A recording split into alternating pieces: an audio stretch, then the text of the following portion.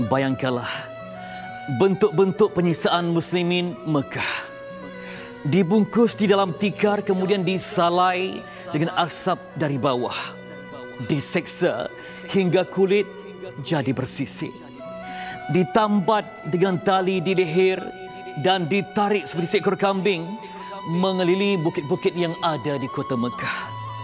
Dibaringkan di tengah panas matahari yang terik tanpa makan dan minum sehingga dihempapkan batu di atas dada. Disula dengan tombak sehingga terpercik darah syahadah. Besi yang panas membara diletakkan di belakang tubuh dan kepala, leher ditambat dan rambut ditarik, tubuh digoncang, dicampak ke dalam api yang maraknya membakar. Dibawa ke tengah padang pasir waktu matahari yang terik dalam keadaan kaki yang dirantai, kemudian dibaringkan tanpa pakaian di tengah panas yang menggoncang jasad, batu yang ada di belakang sehingga mereka tidak sedarkan diri. Namun segala penyiksaan itu tidak sedikit pun menggoncang syahadah dan keimanan mereka.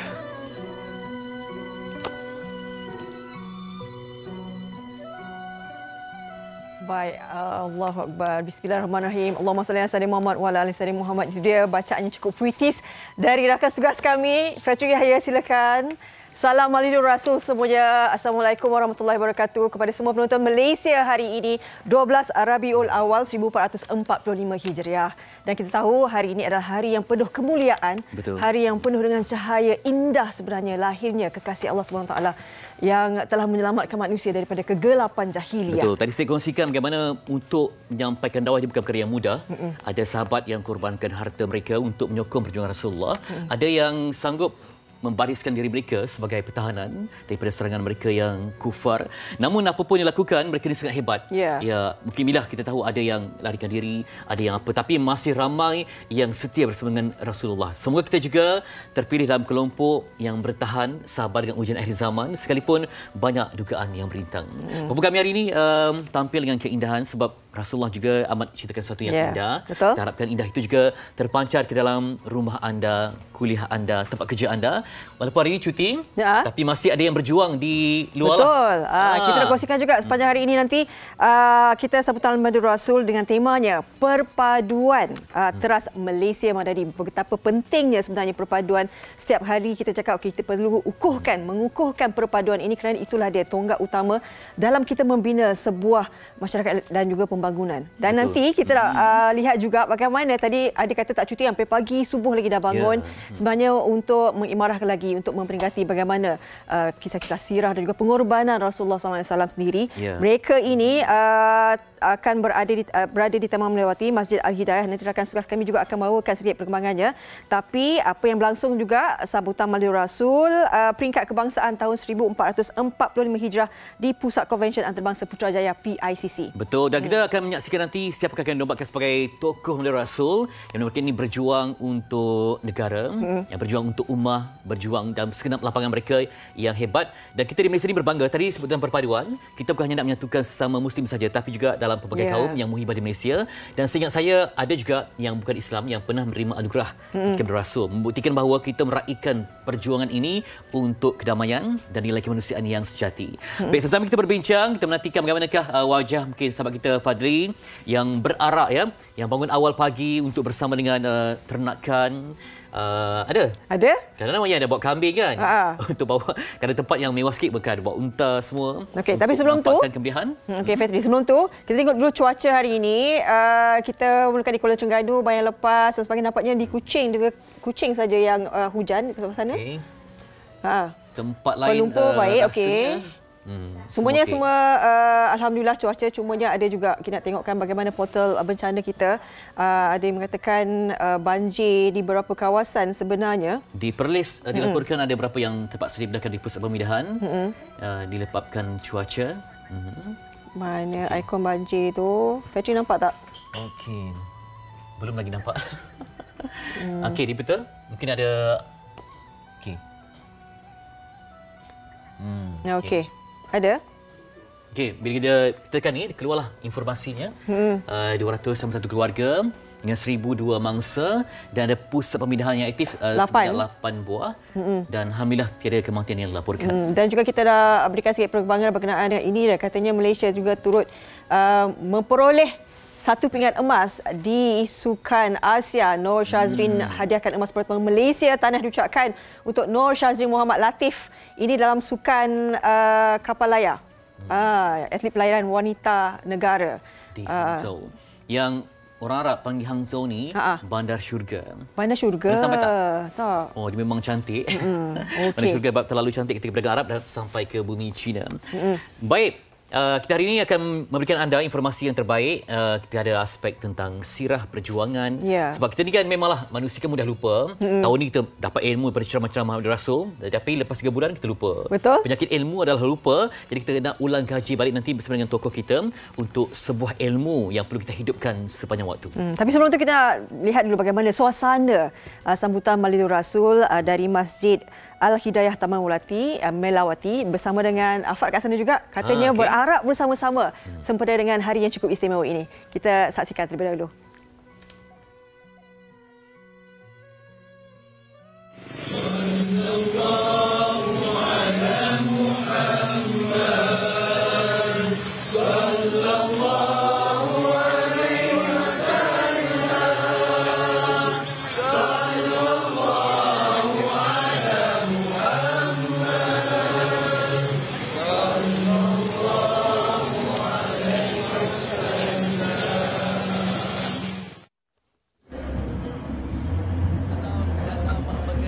Kami susuli segala lembaran sirahmu.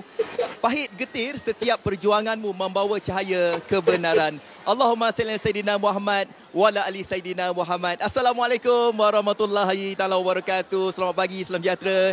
Terima kasih Fariha dan juga Fetri di studio. Sekarang ini anda berlintas langsung bersama dengan saya Fazli Fuad di perkarangan utama di Masjid Al-Hidayah Taman Melawati Selangor bersempena dengan sambutan Maulidur Rasul sallallahu alaihi wasallam. Baiklah, kalau anda dapat saksikan dekat sini pelbagai pengisian untuk nak mengimarahkan bersempena dengan sambutan Maulidur Rasul peringkat masjid ini. Jadi alhamdulillah kalau anda dapat saksikan tadi saya bersama-sama dengan ribuan jemaah-jemaah dan juga karya-karya yang berada di sekitar masjid ini bersama-sama dalam majlis perarakan, dan saya percaya untuk majlis perarakan bersempena dengan sambutan Maulidur Rasul memang dah lama dah memang kita tidak adakan ya.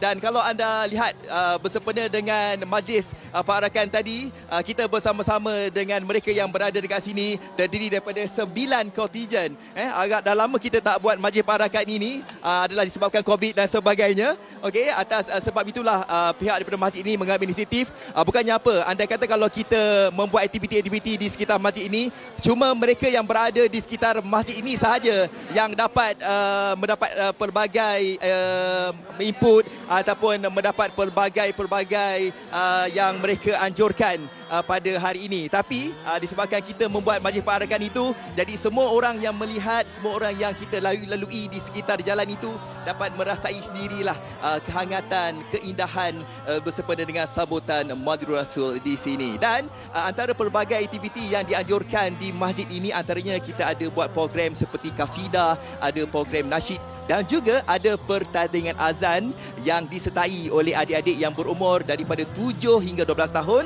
13 hingga 18 tahun. Dan sekarang ni saya berada di bahagian dalam ini adalah tempat adik-adik kita ini sedang bersiap sedia untuk mereka ataupun adik kita ni melaungkan azan. Assalamualaikum kita bersama adik ni. Assalamualaikum. Waalaikumsalam. Oh, nampak macam takut adik. Adik kata takut. Nama siapa adik? Muhammad Ahnaf Alah.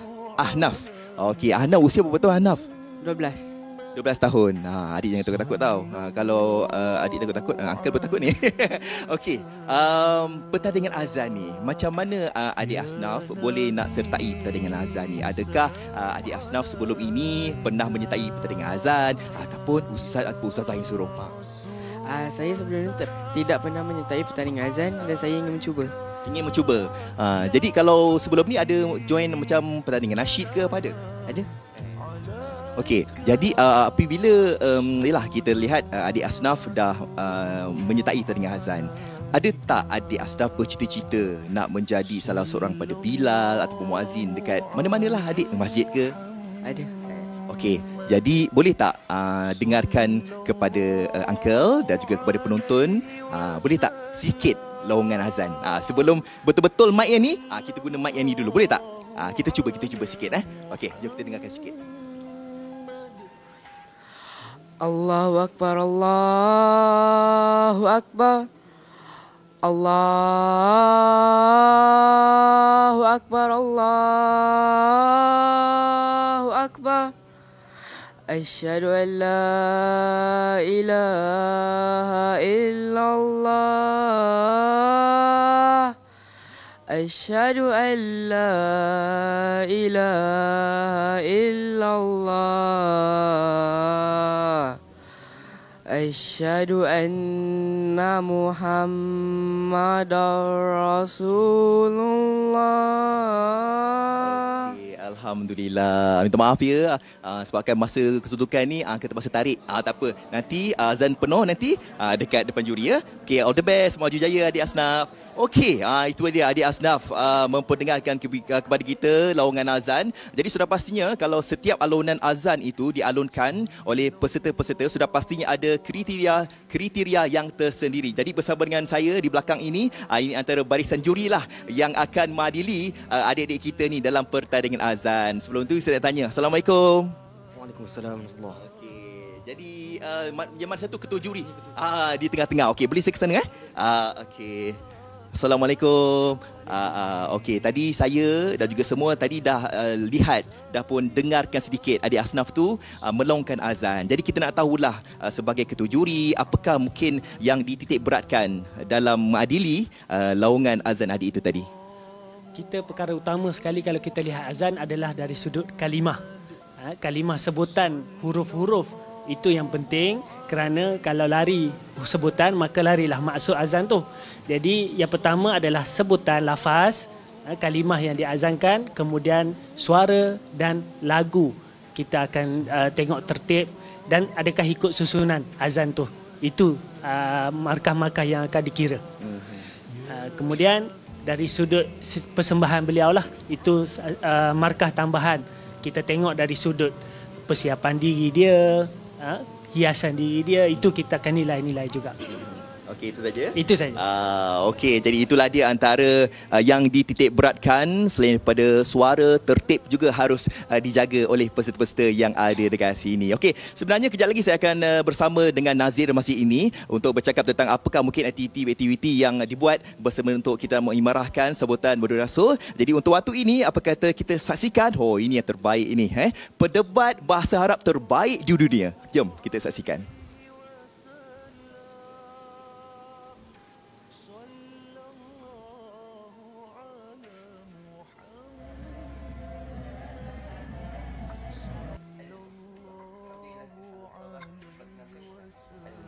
يفضل هذا المجلس نمط حياة رحالة رقمية.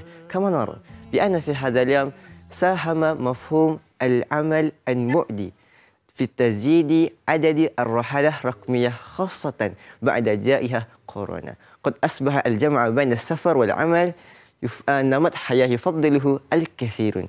لذلك هل يتفق الجميع أن هذه الحالة ستؤدي إلى الأثار الإيجابية أم يمكن هذه الحالة ستسبب إلى الآثار السلبية؟ ما رأيكم عن هذا؟ Alhamdulillah. Itu dia tadi sedutan daripada Maaf lah tak ada subtitle. Bertaraf dunia.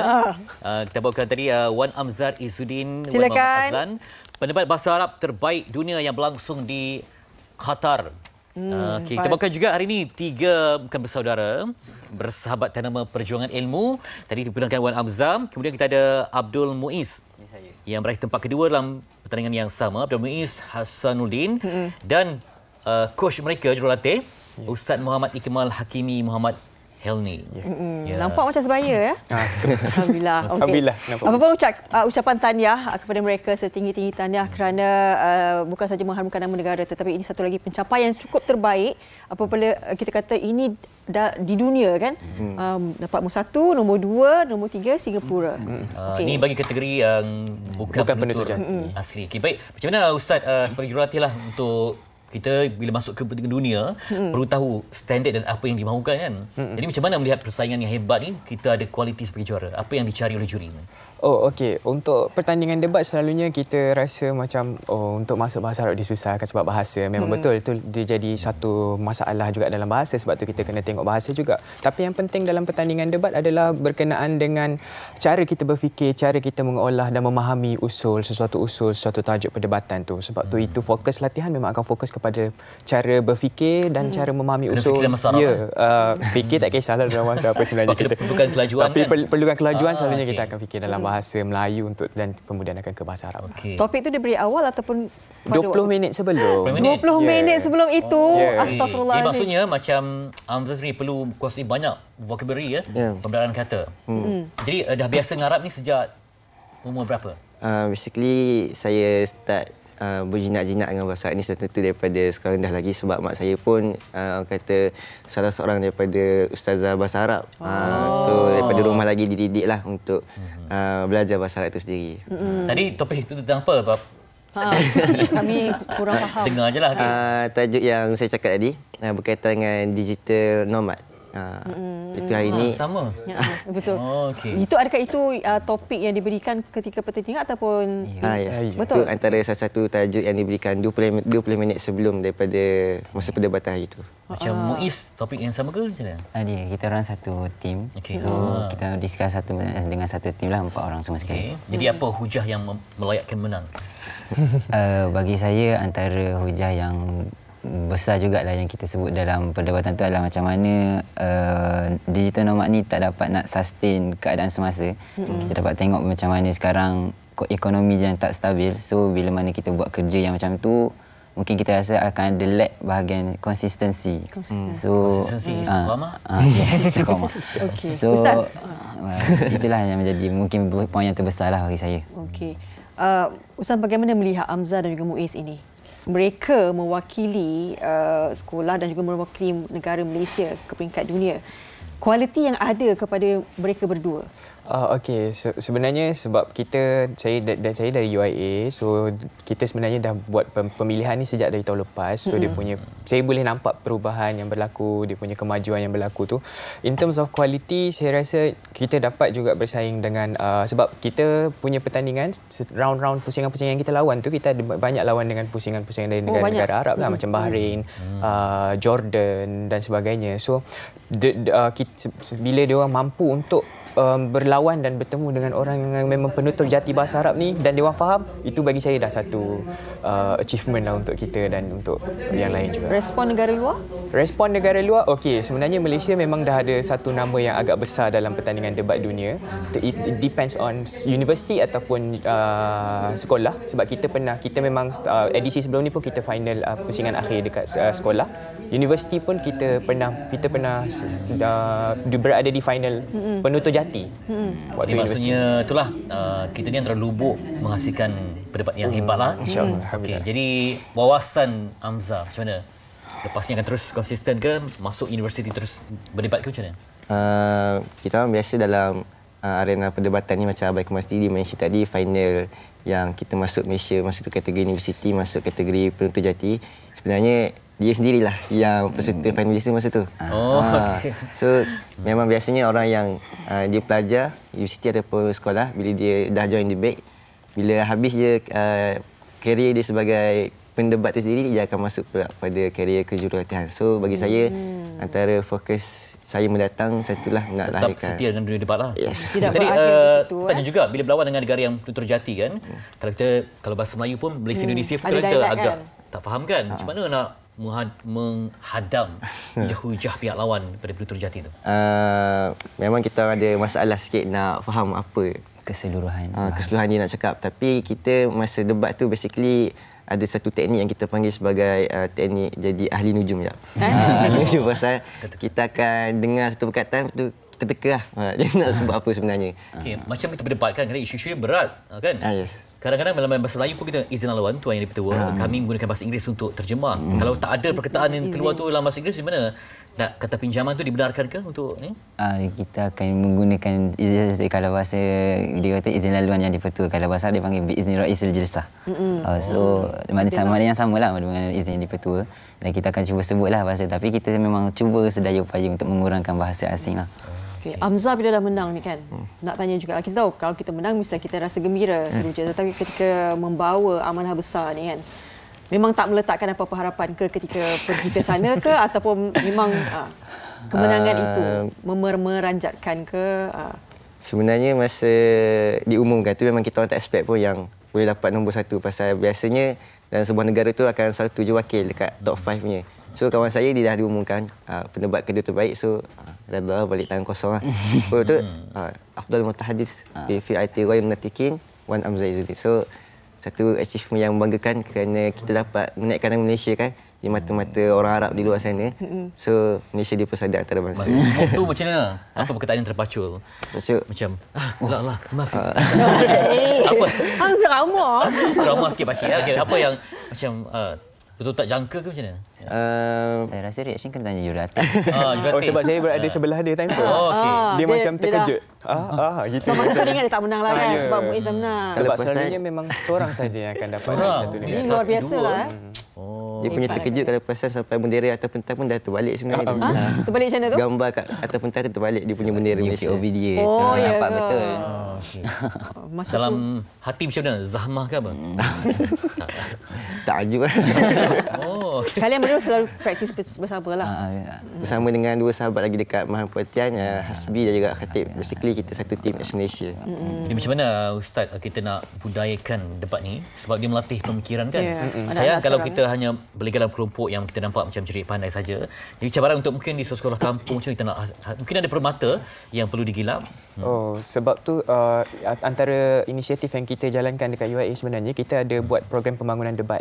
Kita mula dengan debat bahasa Arab, lepas tu sekarang dah ke arah debat bahasa Melayu dan bahasa Inggeris juga. Dan kita cuba capai sebanyak mana sekolah yang mungkin untuk kita cuba berikan pendedahan kepada sekolah-sekolah yang belum pernah terdedah dengan ni. Alhamdulillah setakat ni kita ada penambahan bilangan sekolah yang join. So moga-moga dengan pertambahan bilangan tersebut kita bolehlah untuk dedahkan lagi budaya ni kepada semua pelajar, especially sekolah-sekolah yang tak ada pendedahan sebelum ni. InsyaAllah. Tadi macam Hamzah kata, lepas ni mungkin nak masuk jadi jurulatih pula kan. Muiz, bagaimana harapan selepas ini? Saya pun mungkin akan sama turut terserta dalam jurulatih, sebab dia kalau dia negatif saya positif, saya negatif dia positif. Bagilah saling melengkapi. Memang ada check and balance lah. Bayang lah. Bayang besar apa? Macam mana? Bayang-bayang. Sudah. Zillah. Betul. Itulah. Senang nak kita dapat idea kadang nak terjemah dalam bahasa asing. Okey. Afzal, harapan dalam nanti baca pula, cakap dulu bahasa Melayu, nanti akhir tu bagi sikitlah dalam bahasa Arab untuk betul ada subtitle Terima kasih.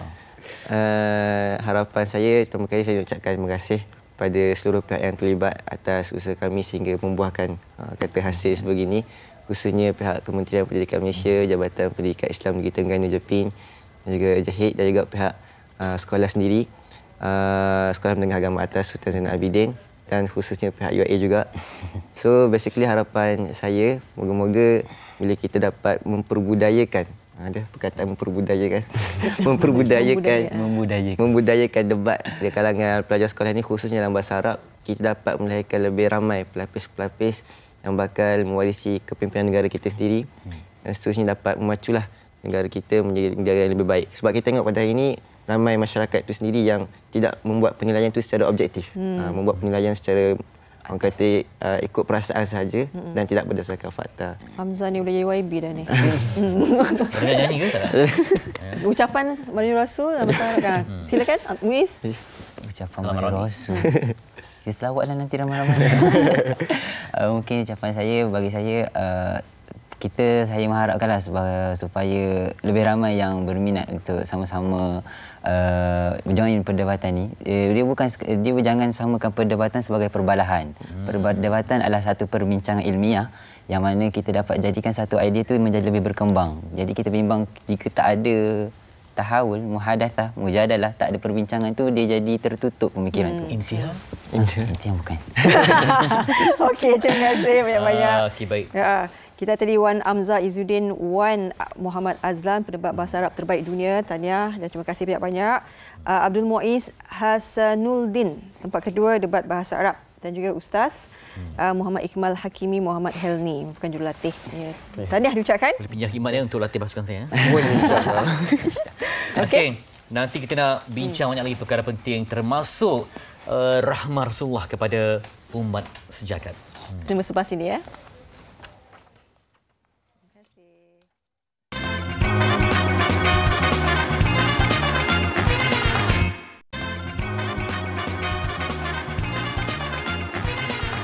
Baik, kita kembali di Malaysia dalam hamparan ilmu sebenarnya hari ini. Kita bertuah dapat bersama insya-Allah nanti untuk mengupas tentang rahmah Rasulullah sallallahu alaihi wasallam kepada umat. Dan kita tahu bahawa kelahiran Nabi Muhammad sallallahu alaihi wasallam itu sendiri sebenarnya adalah rahmah yang paling besar sebenarnya yang telah diberikan oleh Allah SWT. Dan kita nak terus berbicara berkenaan dengan rahmah Rasulullah SAW kepada umat. Kita nak bersama dengan Ustaz Datuk Dr. Zahazan Muhammad. Assalamualaikum. Ya Allah, lama tak jumpa. Ya. Waalaikumsalam warahmatullahi Kembali Ustaz ke Malaysia untuk hari ini. Ustaz, kita pun sedia arif bahawa Rasulullah ni adalah satu anugerah untuk dunia, untuk ummah. Sekalipun telah wafat, namun segala yang indah Rasulullah tinggalkan itu bermakna buat kita. Namun kalau kita imbas kembali perjuangan baginda ini dilahirkan ataupun dalam keadaan yang mencabar. Pada waktu itu tanpa ayah, kemudian ibu pun meninggal pada usia yang muda, dan kalau ketika menerima wahyu pun mendapat penentangan, bukan mudah untuk membawa Islam. Jadi macam mana Rasulullah tetap bertahan dengan kualiti yang ada, dengan tarbiyah yang Allah berikan untuk baginda? Silakan. Ya. Fitri, Fariha dan para penonton ini boleh Allah sekalian ya. Jadi kita berbicara tentang Nabi ini, kalau kita lihat satu perkara yang menarik pada hujung surah Taubah. Ya, yang mana Allah Taala menyatakan laqad ja'akum rasulun min anfusikum azizun 'alaihi ma 'anittum harisun 'alaikum bil mu'minina raufur rahim.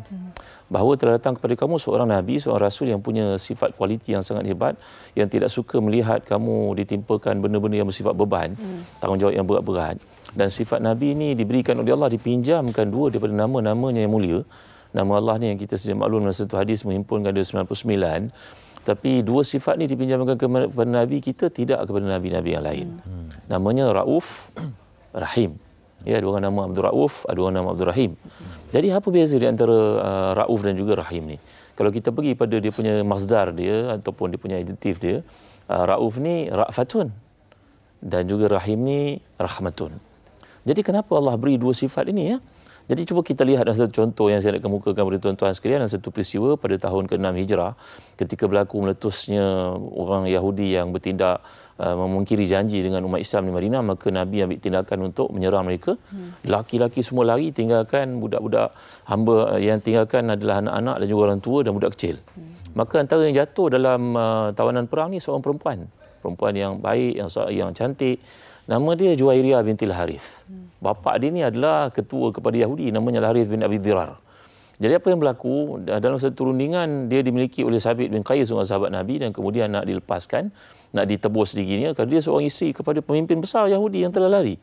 Maka apa yang berlaku dalam peristiwa ini, akhirnya Nabi SAW telah menawarkan kepadanya, wahai Juwairiyah, hendak tak kalau aku bebaskan kau dan aku menikahimu? Ini nama dia empathy. Maknanya dalam perjuangan Nabi, kalau kita lihat sifat Nabi yang dibangun, disebut oleh Allah SWT dalam banyak keadaan, Rauf, Rahim. Rauf ni makna kasih sayang yang berteraskan kepada rasa memang nak melihat engkau selamat nak. Ya, Rahim ini bersifat umum sikit.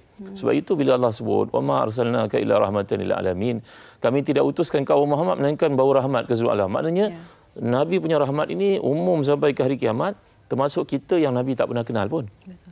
Tetapi kalau jumpa dengan orang yang tertentu, macam dalam kes ini tadi, Nabi melihat ini satu potensi dakwah yang besar, Yahudi itu bangsa yang bijak, boleh menyumbang kepada Islam, maka Nabi berkahwin dengan Juwairiyah ini. Dan semua sahabat yang pada masa itu telah pun menawan orang Yahudi ini yang menjadi hamba mereka, mereka semua rasa segan. Kalau kita berhambakan orang ni mungkin sepupu kepada Juhairiyah, isteri Nabi. Mungkin makcik kepada dia. Mungkin anak saudara kepada dia.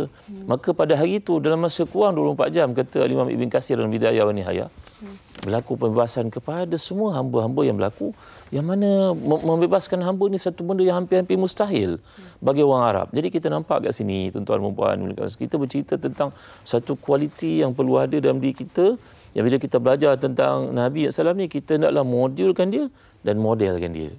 Jangan jadi setakat dikurung di buku, dibaca, dibangga-banggakan tapi tak diamalkan.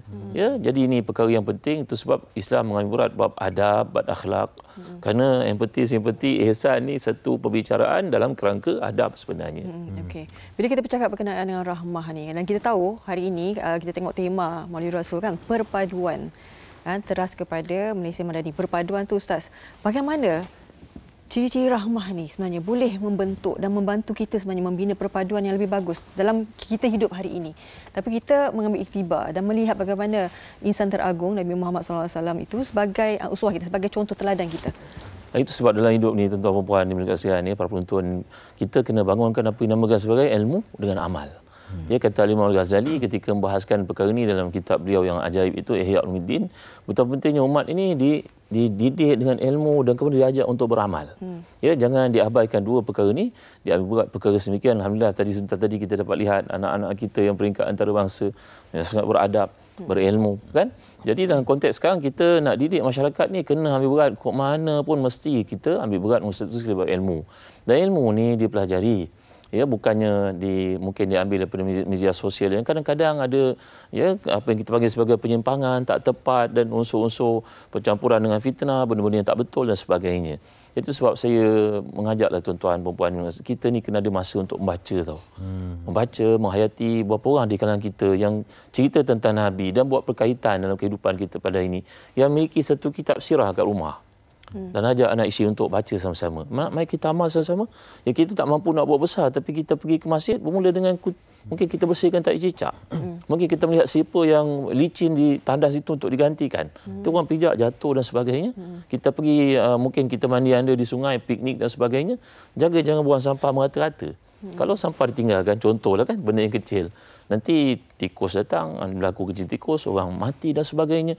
Jadi perkara-perkara semikian itu hendaklah dibaca, diamalkan, diajar, ditekankan, dipuji dan apa sahaja benda yang membawa kepada perpaduan ni, hendaklah kita usahakan saja upaya. Ustaz, kalau kita nak membentuk rahmah ni, saya percaya bahawa Rasulullah menjadikan rumah baginda sendiri sebagai permulaan yang baik.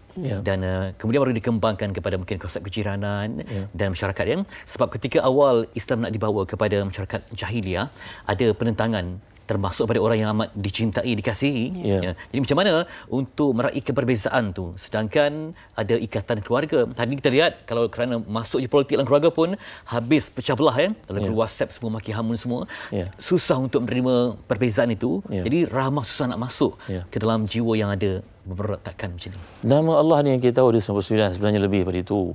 Tapi kenapa waktu pagi kita keluar, kita hanya mengucapkan Bismillahirrahmanirrahim. Kan kenapa kita tak sebut Bismillahirrahmanirrahim Hakim, Bismillahirrahmanirrahim, Bismillahirrahmanirrahim Hakim? Kenapa tak sebut perkataan seperti itu ya?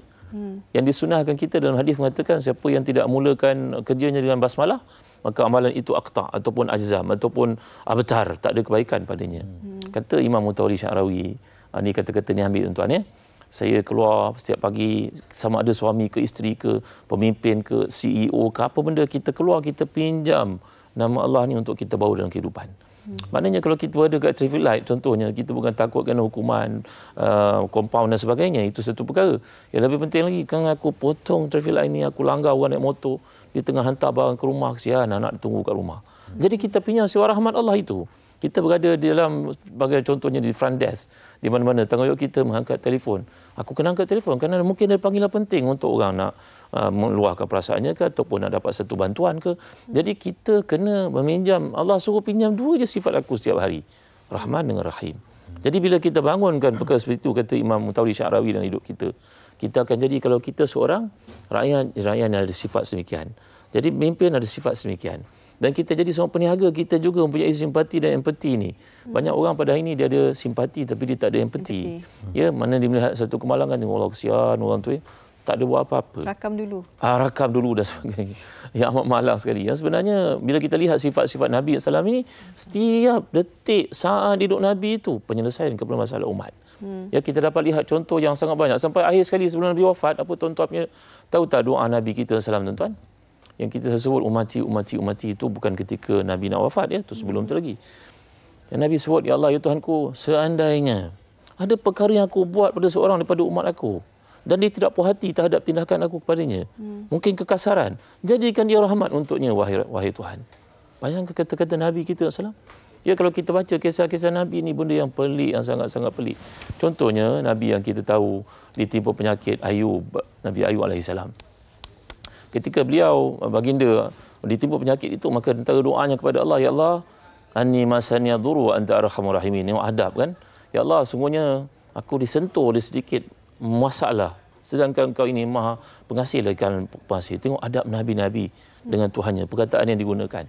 Padahal berapa lama sakit itu seperti yang sampai kepada kita. Ya, dalam tafsir-tafsir, contohnya tafsir Ibn Katsir, tafsir Tabari menceritakan bahawa Nabi yang mulia ni, Nabi Ayub, di akhirnya dia bila isinya bertanya, abang ni Nabi kan, kenapa tak minta pada Allah? Kan doa abang mustajab. Maka kata Nabi Ayub kepada Tuhannya dalam doanya, ya Allah, ya Tuhanku, aku tak pernah melihat ada dua manusia yang bergaduh. Seorang bersumpah dengan namamu, dan bila orang bergaduh ni tentulah ada satu yang betul, satu yang salah. Yang salah tu dia mempertahankan juga kesalahannya. Jadi ya Allah, aku tak pernah lihat umat aku dalam keadaan seperti itu, melainkan aku mengkafarahkan sumpahnya, kerana aku takut hukuman kau kena padanya. Apa kafarah sumpah? Sama ada kita puasa 3 hari, kita bagi makan pada 10 orang, kita bagi pakaian pada 10 orang. Kafarah itu, bagaimana Allah menyatakan, pakaikan, beri mereka pakaian, mereka makanan, ataupun berpuasa 3 hari, salati ayam. Aku buat tu semua, ya Allah, demi untuk menyelamatkan mereka. Tengok sayangnya kepada umat. Kita baca kisah-kisah Nabi, memang tidak lekang daripada sifat-sifat semikian yang menunjukkan pentingnya untuk kita memodulkan dan memodelkan kehidupan itu berdasarkan sikap-sikap seperti ini. Kita tahu asas terpenting dalam kepribadian dan kepimpinan Rasulullah tu ada sifat rahmah tu. Ya. Okey. Sebab kita tahu dia sebagai pemimpin, walaupun baginda dikasari apa semua, tapi baginda tidak pernah membalas dengan kasar, tapi dibalas dengan kelembutan. Betul. Dan benda itu juga telah mencairkan hati pihak Quraisy kan, berkenaan dengan itu. Tapi kita nak tengok hari ini kan, macam kita sepatutnya mencontohi apa yang telah dibuat oleh baginda, tetapi sekarang ni kita ada satu sifat yang macam kita bukan nabi. Dan kalau orang tu mengkasari kita, kita akan 3 kali ganda akan balas benda tu. Jadi bagaimana sebenarnya Ustaz? Bukan kita nak mendidik hati tu. Ya, itu sebabnya kalau kita lihat perkara ini lebih sifat hati, ya. Hati itu simpan lama. Kadang timbul dalam hati. Kau siap kau, bila tiba waktu nanti kita pun meletup macam gunung berapi, ya. Itu sebab sebenarnya antara perkara yang penting dalam hidup ni, satu doa yang Nabi anjurkan kita baca selalu. Allahumma tahhir qalbi min nifaq wa amali min riya wa lisani min al-kazib wa aini min al-khiyanah fa innaka ta'lamu kha'inatal a'yun wa ma tukhfi sudur. Ya Allah, sungguhnya engkau ni bersihkanlah. Allahumma tahhir qalbi min nifaq, bersihkan hati aku daripada nifaq, hipokrit. Ya, kemudian wa amali min riya, kerja aku daripada riya. Ya, kalau kita baca kisah ulama terdahulu, contohnya seorang ulama terkemuka namanya Al-Habib, ya, Ali Zainal Abidin, ini keturunan Zainal Ali yang sangat hebat. Beliau ni bila beliau wafat, barulah penduduk di Madinah berperasan bahawanya makanan yang dihantar ke rumah mereka saban malam, mereka tak tahu siapa penghantarnya. Tetapi bila beliau wafat, barulah mereka tahu. Sebenarnya inilah cucu Nabi yang pergi hantar makanan itu, memikul sendiri di belakangnya, sampai kesan-kesan itu ada ketika dibasuh, dimandikan jenazahnya. Jadi kita doa kepada Allah, ya Allah, bersihkan hati aku daripada nifak, amalan aku daripada riak, lisan aku daripada cakap yang bohong, dan juga mata aku daripada melihat benda-benda yang haram. Kerana engkau lah yang maha mengetahui, wahai Tuhan. Jadi ini antara perkara yang penting. Nombor 2, tuan-tuan, kita ni kena cari teman yang betul. Alhamdulillah, saya kenal Fitri Fariha lebih kurang 20 tahun. Jadi kita cari dalam hidup ni orang yang dapat membantu kita untuk menjadi kita terbaik. Nombor 3, tuan-tuan, dalam hidup ini perkara yang sangat penting, kita kena jaga keberkatan tau. Makan kena jaga yang halal, yang bersih. Kerana makanan ni membentuk sangat bagaimana cara berfikir kita. Ya, ni antara perkara-perkara yang boleh kita lakukan, insya-Allah. InsyaAllah. Jadi tadi Ustaz ada kongsikan sambil berbincang, ada doa kesembuhan, Anni masaniyad durru wa anta arhamur rahimin. Ustaz, untuk akhirnya sebagai kesimpulan, mungkin ada doa yang nak dikongsikan kepada hadirin sekalian, penonton yang mencari, supaya kita dapat membawa doa ini sebagai kekuatan sedubari kita. Silakan. Jadi satu doa yang Nabi SAW anjurkan sama kita baca pada waktu ini. Bismillahirrahmanirrahim. Alhamdulillahirabbil alamin wassalatu wassalamu ala asyrafil anbiya'i wal mursalin sayyidina Muhammadin wa ala alihi washabbihi ajma'in. Allahumma inna nas'aluka fi'lal khairat wa tarkal munkarat wa hubbal musakin wa an taghfir lana wa tarhamna wa idza aradta biqawmin fitnatan fatawaffana ilaika ghairu maftunin. Allahumma inna nas'aluka hubbaka wa hubba man yuhibbuk wa hubba amalin yuqarribuna ila hubbik. Ya Allah, kami mohon kepadamu selalu melakukan ketaatan, kuat untuk melakukannya, kuat untuk meninggalkan maksiat. Rahmatilah kami, kasihanlah kami, ampunkan dosa-dosa kami. Jadikan kami mencintai golongan yang susah, wahai Tuhan. Ya Allah, kalau Engkau ingin menimpakan fitnah pada agama satu golongan, selamatkan kami daripadanya, wahai Tuhan. Rabbana atina fid dunya hasanah wa fil akhirati hasanah wa qina adzabannar. Wa sallallahu ala sayyidina Muhammadin wa ala alihi wa sahbihi wa sallam. Terima kasih kepada Ustaz Dato' Dr. Zahazan Muhammad, pendakwah yang berkongsi ilmu sentiasa, dan semoga kita mendapat ibrah, pengajaran dan kebaikan di atas apa yang kami bincangkan pada pagi ini. Baik, kita nak berehat seketika. Kembali nanti kita akan bersama dengan Afad untuk bawakan perkembangan dari Masjid Al-Hidayah Taman Melawati. Sebenarnya selepas ini dia Mesyai. Terima kasih, Ustaz.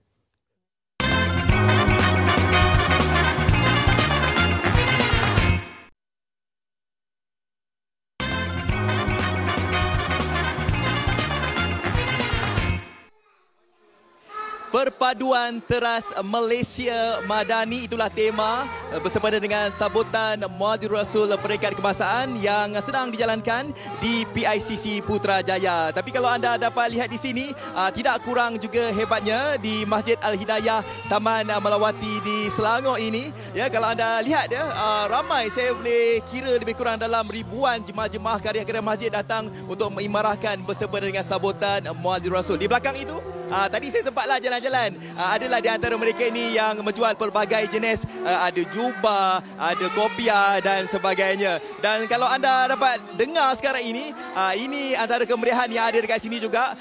Sekarang ini adalah pertunjukan persembahan daripada kanak-kanak tadika untuk memperdengarkan kasidah khas untuk mereka yang datang pada hari ini. Okey. Jadi untuk bercakap dengan lebih panjang lagi berkaitan dengan antara aktiviti-aktiviti yang telah pun disusun atur bersempena dengan program Muadil Rasul di masjid ini, bersama dengan saya sekarang Dr. Muhammad Din Muhammad Napiah, Nazir Masjid Al-Hidayah. Assalamualaikum, Doktor. Assalamualaikum warahmatullahi wabarakatuh. Doktor ini bersama-sama dengan saya pagi tadilah. Kita bersama-sama dalam majlis perarakan tadi, alhamdulillah. Jadi apa perasaan Doktor? Yalah, dah lama kan kita tak berarak dan sebagainya. Apa perasaan Doktor? Saya sangat berasa bangga dengan sambutan yang telah diberikan oleh masyarakat setempat. Pada asalnya kita merancang untuk peringkat karya saja, tetapi tak sangka-sangka mendapat sambutan daripada kejiranan yang berdekatan sinilah. Jadi saya rasa sangat banggalah dengan sambutan yang telah diberikan, dan participation daripada sekolah, daripada masjid, daripada surau yang lain-lain juga, mana memberi kita kekuatan dan semangatlah untuk kita menganjurkan program ini pada masa-masa yang akan datang. Dan yang paling penting apa yang boleh saya lihat bersempena dengan majlis perarakan tu, mesej yang ingin disampaikan tu sampailah kepada mereka yang berada dekat sini. Kan anda kata kalau kita buat program dekat sekitar masjid, mungkin karya masjid saja yang dapat sertai kan. Tapi kalau kita barak tadi tu, semua orang horn dan sebagainya kan. Jadi mungkin dapat mengingatkan kembali mereka tentang perjalanan Nabi Muhammad SAW dahulunya kan, perjalanan berhijrah dari kota Mekah ke kota Madinah dan sebagainya. Okey, mungkin Doktor boleh kongsikan juga apa mungkin aktiviti-aktiviti yang dianjurkan sepanjang hari ini? Sebagai pengisian, selain daripada perarakan yang telah kita laksanakan pagi tadi, kita juga ada pertandingan azan, kita juga ada persembahan nasyid, qasidah dan sebagainya lagi, dan ada juga gerai-gerai jualan. Jadi sekarang pertandingan mewarna pun sedang berlangsung. Jadi itu di antara pengisian program yang telah kita rancangkanlah untuk sambutan pada kali inilah. Okey, anda kata kalau misalnya kata mereka ni baru tengok Malaysia hari ini kan, mereka rasa macam nak datang dekat sini. Ya. Sampai pukul apa sebenarnya aktiviti di sini? Program kita insya-Allah kita berlanjutan sampai pukul 3 petang. Insya-Allah selepas Zuhur kita ada penyampaian hadiah dan sebagainya lagi. Jadi ada jualan sampai pukul 3 petang. Selagi stok masih ada. Okey, terima kasih Doktor. Terima kasih kerana menganjurkan program sebegini rupa dapat kita mengimarahkan lagi lah bersama-sama dengan komuniti dekat sini. Terima kasih Doktor. Okey. Baik, kalau kita lihat dekat sini ya, antara aktiviti atau cara yang telah pun disusun antaranya adalah pertandingan mewarna. Pertandingan mewarna untuk kanak-kanak Okey, kita dapat lihat kat sini, kanak-kanak dekat sini, ibu bapa yang datang dekat sini membawa anak-anak mereka. Okey, jadi kita dah bersama dengan abang kita ni lah yang ada dekat sini. Assalamualaikum. Salam. Nama siapa? Nama Said Zukri. Said. Okey, Pak Said. Apa pandangan Pak Said? Ya, sepada dengan sambutan Maulid Rasul pada hari ini, pihak masjid membuat pelbagai aktiviti. Salah satunya adalah aktiviti untuk kanak-kanak berwarna ini. Alhamdulillah, amat membanggakan lah. Kita boleh mengenal, anak-anak boleh mengenali Nabi Muhammad kita sallallahu alaihi wasallam dengan ada aktiviti-aktiviti berbagai lah. Jadi kita boleh luangkan masa cuti hari ini kan. Jadi kita boleh habiskan masa di sinilah, manfaat untuk anak-anak. Okey, sikitlah Pak Said. Okey. Sebagai salah satu cara untuk kita nak menunjukkan rasa cinta kita kepada Nabi kita. Mungkin Pak Said boleh tunjukkan apakah mungkin salah satu caranya? Salah satu cara dia, kita kena selalu berselawat lah. Kena selalu mengingati Nabi Muhammad. Kita ajar anak-anak kita siapa itu Nabi Muhammad, biar anak-anak kita anggap Nabi Muhammad itu adalah idola dia lah. InsyaAllah. Okey Pak Said, terima kasih banyak. Okey, jadi saya memang sangat setujulah apa yang Pak Said katakan tadi itu kan, sebagai salah satu cara untuk kita nak tunjukkan rasa cinta kita kepada Nabi kita. Apalah salahnya kan, setiap hari yang kita lalui itu kita bersalawat ke atas Nabi junjungan kita Nabi Muhammad sallallahu alaihi wasallam. Jadi daripada saya sampai di sini saja, dan saya dan juga kru-kru tim di sini ingin mengucapkan selamat Maulid Rasul untuk anda semua. Terima kasih.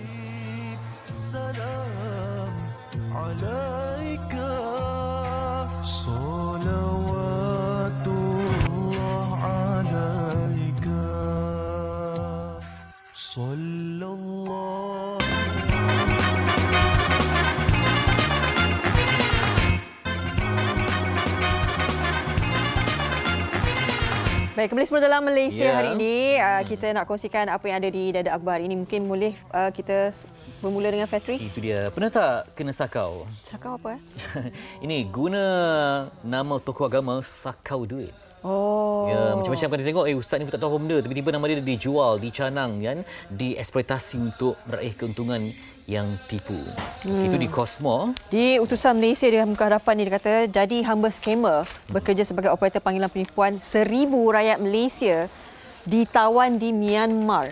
Ini macam-macam lah skamer ni. Dan ini kita tahu bagaimana kadang-kadang kita terpengaruh dengan iklan gaji besar dan sebagainya di luar negara, akhirnya rupanya jadi skamer. Itu dia. Dan juga penting untuk capaian internet perlu dinikmati semua rakyat. Okey, itu antara yang menarik dalam akhbar untuk hari ini. Esok kita akan bincangkan kembali tentang perkara yang penting untuk pengguna. Dan jangan lupa untuk saksikan MHI, titipkan segala pendapat, ada juga idea yang berasal untuk kami di FB MHI. Ya, esok tentang GST. GST, GST itu adakah dapat kita implementasikan kembali? Esok akan kita perhalusi. Salam dari Rasul dan semarakkan cinta untuk Rasulullah sallallahu alaihi wasallam. Jaga diri. Assalamualaikum. Ya Rasul